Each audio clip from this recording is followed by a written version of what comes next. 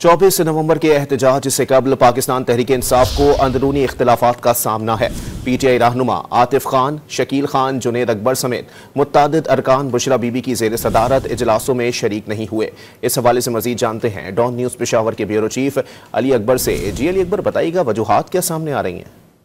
जी, जैसा कि 24 नवंबर दिन बहुत कम रह गए हैं और इस हवाले से जो है तैयारियों के इजलास हो रहे हैं और जो बानी PTI की अहलिया है बुशरा बीबी, वो खुद इन इजलासों को जो है मॉनिटर भी कर रही है और हिदायत भी दे रही है। ताहम जो इख्तिलाफात है और वो कोई ढके छुपे नहीं है कि PTI के अंदर आतिफ खान ग्रुप और उनके साथ जो दीगर अरकान है वो पहले से इख्तिलाफात मौजूद है और ये जो अभी तैयारियों के इजलास है तो उसमें भी जो है इन आतिफ खान और शकील खान, जुनेद अकबर और कई और जो उनके साथ लोग हैं वो इन इजलासों में शरीक नहीं हुए और जो इमरान खान की अहलिया है बुशरा बीबी, वो भी इन इख्तिलाफात को खत्म करने में नाकाम रही है।